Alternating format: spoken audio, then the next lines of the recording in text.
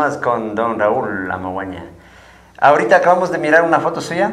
Usted también es fotógrafo, ¿no? Le da la fotografía. En la foto hay 3 flauteros. Explíquenos un poquito dónde captó ese momento, qué historia tiene esa foto. Sí, de hecho me gusta mucho la fotografía, ¿no? Nunca estudié fotografía. ¿Nikon o Canon? Claro.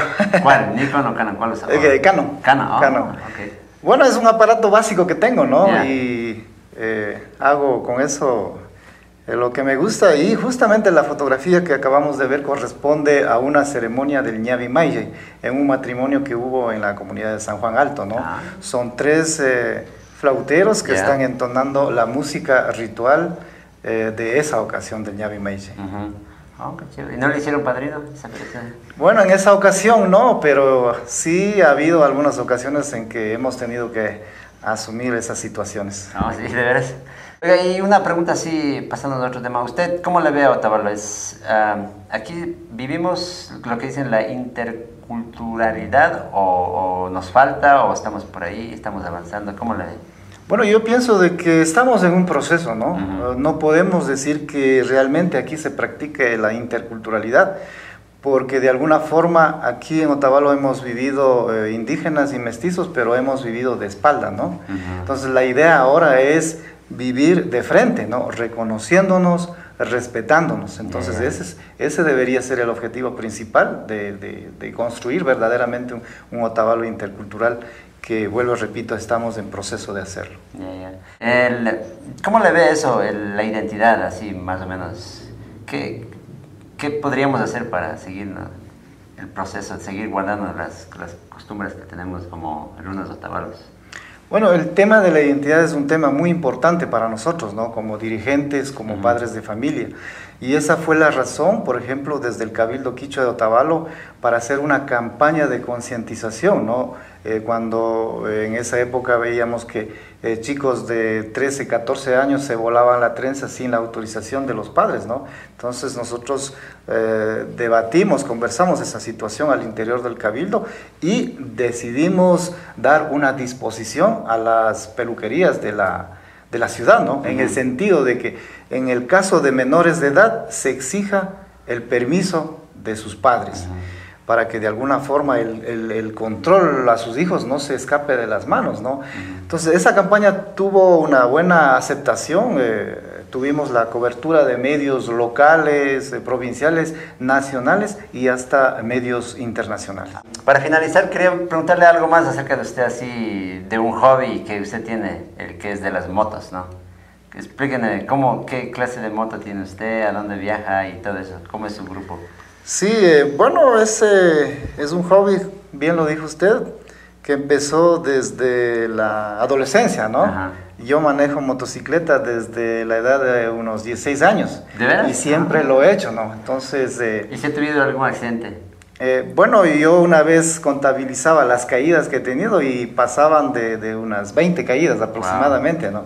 Pero yo pienso de que al igual que en la vida, es un proceso de aprendizaje, ¿no? Sí, ¿no? Los primeros años se puede tener esas caídas, pero uno ya se va aprendiendo y se puede decir que, por ejemplo, en estos últimos años ventajosamente no he tenido ningún accidente, ¿no?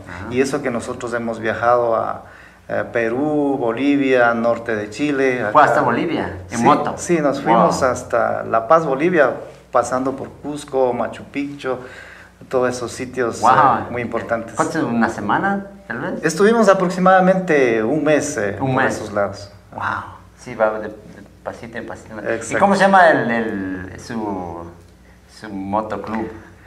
Bueno, aquí en Otavalo tenemos un grupo de motociclistas, ¿no? De aproximadamente 7 personas que nos reunimos periódicamente, pero también interactuamos con motociclistas de Ibarra, y a este grupo le hemos dado el nombre de Bikers Imbabura. Bikers Imbabura, bien interesante, ¿no?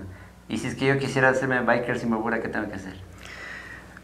Tener esa afición, ¿no? Ese hobby y conseguirse una motocicleta sin importar el tamaño de la cilindrada, y ahí podemos viajar a donde sea, disfrutando del viento, disfrutando de la naturaleza, de las culturas que podemos encontrar a cada paso y más que todo disfrutando de la libertad.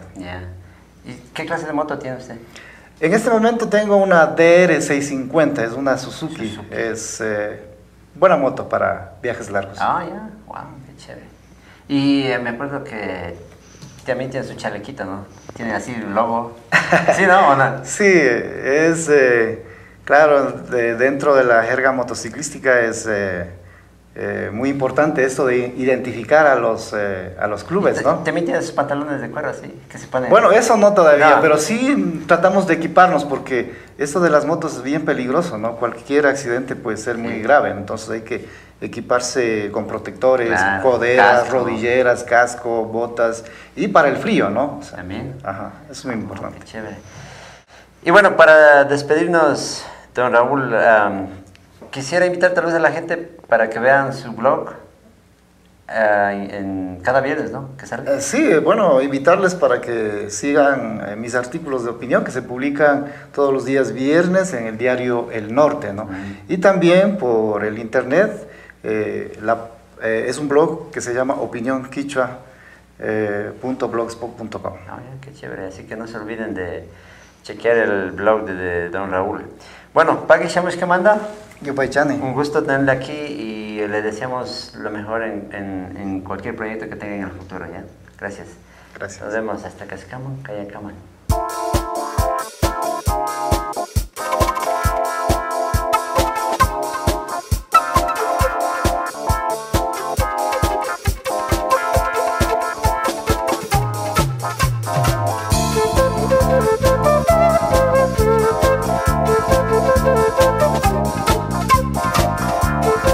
Thank you.